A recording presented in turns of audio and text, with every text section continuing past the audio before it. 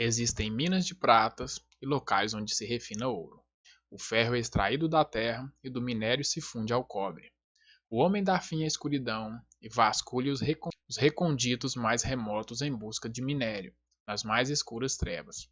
Longe das moradias, ele cava um poço, em local esquecido pelos pés dos homens. Longe de todos, ele se pendura e balança. A terra da qual vem o alimento é revolvida embaixo, como que pelo fogo. Das suas rochas saem safiras, e seu pó contém pepitas de ouro. Nenhuma ave de rapina conhece aquele caminho oculto, e os olhos de nenhum falcão o viram. Os animais altivos não põem os pés nele, e nenhum leão ronda por ali. As mãos dos homens atacam a dura rocha e transtornam as raízes das montanhas. Fazem túneis através da rocha, e os seus olhos enxergam todos os tesouros dali. Eles vasculham as nascentes dos rios e trazem à luz coisas ocultas. Onde, porém, se poderá achar a sabedoria? Onde habita o entendimento? O homem não percebe o valor da sabedoria? Ela não se encontra na terra dos viventes? O abismo diz: em mim não está. O mar diz: não está comigo. Não pode ser comprada mesmo com o ouro mais puro. Não se pode pesar o seu preço em prata. Não pode ser comprada nem com o ouro puro de Ofir, nem com o precioso ônix, nem com safiras. O ouro e o cristal não se comparam com ela, e é impossível tê-la em troca de jóias de ouro. O coral e o jaspe nem merecem menção. O preço da sabedoria ultrapassa os dos rubis. O topázio da Etiópia não se compara com ela. Não se compra a sabedoria, nem com o ouro puro. De onde vem, então, a sabedoria? Onde habita o entendimento? Escondida está dos olhos de toda criatura viva, até das aves dos céus. A destruição e a morte dizem, aos nossos ouvidos só chegou um leve rumor dela. Deus conhece o caminho, só Ele sabe onde ela habita, pois Ele enxerga os confins da terra e vê tudo o que há debaixo dos céus. Quando Ele determinou a força do vento e estabeleceu a medida exata para as águas. Quando fez um decreto para a chuva e o caminho, para a tempestade trovejante. Ele olhou para a sabedoria e avaliou, confirmou-a e a pôs à prova. Disse então ao homem: no temor do Senhor está a sabedoria, e evitar o mal é ter entendimento. Jó prosseguiu sua fala. Como tenho saudade dos meses que se passaram, dos dias em que Deus cuidava de mim, quando a sua lâmpada brilhava sobre a minha cabeça e por sua luz eu caminhava em meio às trevas. Como tenho saudade dos dias do meu vigor, quando a amizade de Deus abençoava a minha casa. Quando o Todo-Poderoso ainda estava comigo e meus filhos estavam ao meu redor. Quando as minhas veredas se embebiam em nata e a rocha me despejava torrentes de azeite. Quando eu ia à porta da cidade e tomava assento na praça pública, quando, ao me verem, os jovens saíam do caminho e os idosos ficavam em pé. Os líderes se abstinham de falar e com a mão cobriam a boca. As vozes dos nobres silenciavam e as suas línguas colocavam-se ao céu da boca. Todos os que me ouviam falavam bem de mim, e quem me via me elogiava, pois eu socorria o pobre que clamava por ajuda e o órfão que não tinha quem o ajudasse. O que estava à beira da morte me abençoava, e eu fazia regozijar-se o coração da viúva. A retidão era a minha roupa, a justiça era o meu manto e o meu turbante. Eu era os olhos do cego e os pés do aleijado. Eu era o pai dos necessitados e me interessava pela defesa dos desconhecidos. Eu quebrava as presas dos ímpios e dos seus dentes arrancava as suas vítimas. Eu pensava, morrerei em casa e os meus dias serão numerosos como os grãos de areia. Minhas raízes chegarão até as águas e os orvalhos passará a noite nos meus ramos. Minha glória se renovará em mim e o novo será o meu arco em minha mão. Os homens me escutavam em ansiosa expectativa, aguardando em silêncio o meu conselho. Depois que eu falava, eles nada diziam, minhas palavras caíam suavemente em seus ouvidos. Esperavam por mim como quem espera por uma chuvarada, e bebiam minhas palavras como quem bebe a chuva da primavera. Quando eu lhes sorria, mal acreditavam, a luz do meu rosto lhes era preciosa. Era eu que escolhia o caminho para eles, e me assentava como seu líder.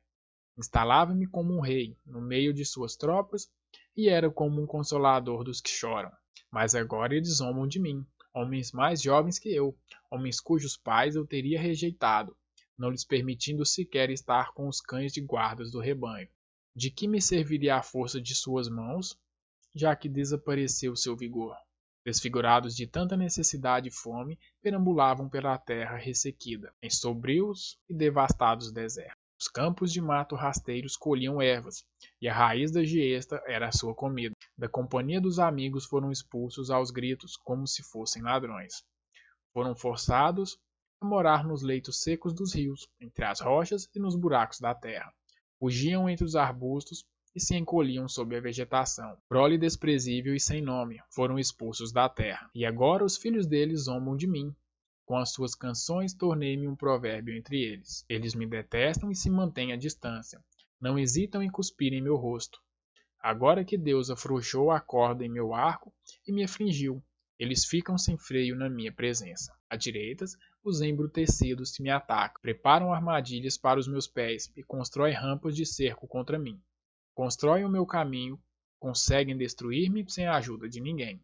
Avançam como através de uma grande brecha, arrojam-se entre as ruínas. Pavores apoderam-se de mim, e minha dignidade é levada como pelo vento. A minha segurança se desfaz como nuvem.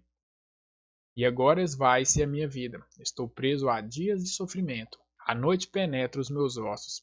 Minhas dores me corroem sem cessar.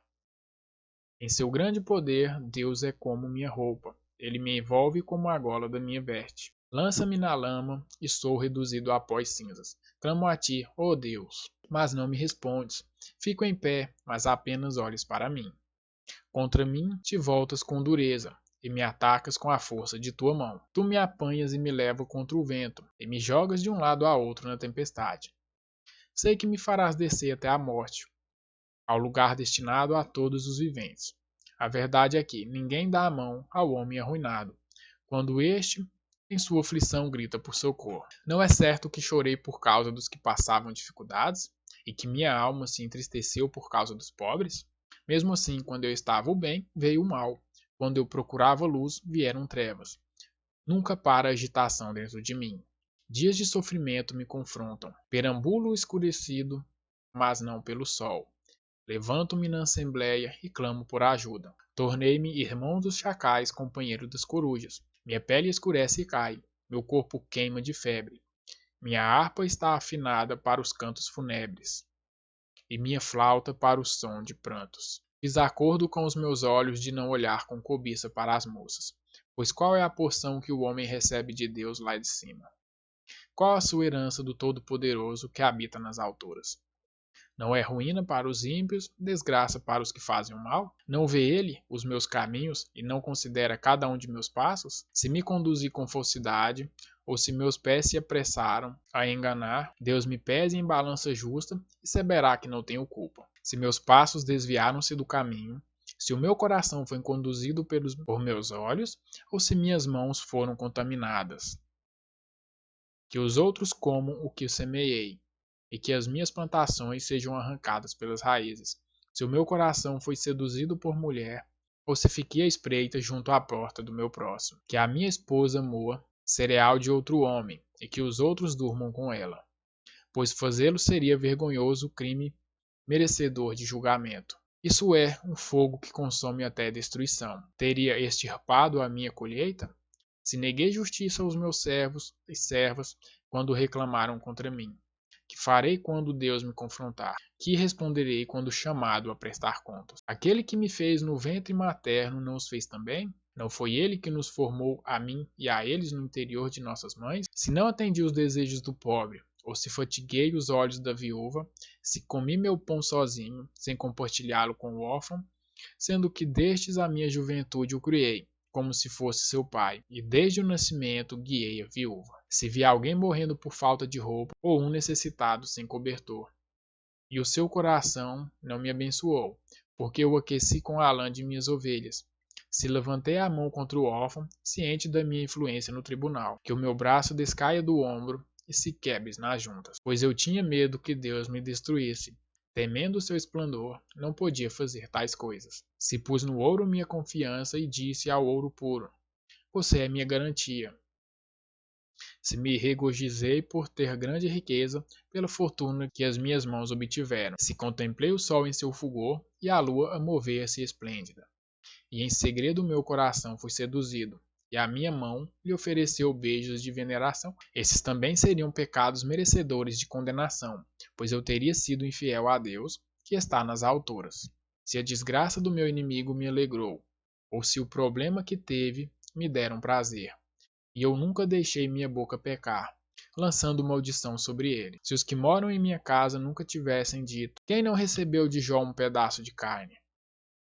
Sendo que nenhum estrangeiro teve que passar a noite na rua, pois a minha porta sempre esteve aberta para o viajante. Se escondi o meu pecado como outros fazem, acobertando no coração a minha culpa, com tanto medo da multidão e do desprezo dos familiares, que me calei e não saí de casa. Ah, se alguém me ouvisse! Agora assino a minha defesa, que o Todo-Poderoso me responda, que o meu acusador faça a denúncia por escrito. Eu bem que a levaria nos ombros e a usaria como coroa. Eu lhe falaria sobre todos os meus passos como um príncipe, e me aproximaria dele. Se a minha terra se queixar de mim e todos os seus sucos chorarem, se consumir os seus produtos sem nada pagar, ou se causei desânimo aos seus ocupantes, que me venham espinhos em lugar de trigo e ervas daninhas em lugar de cevada. Aqui terminam as palavras de Jó.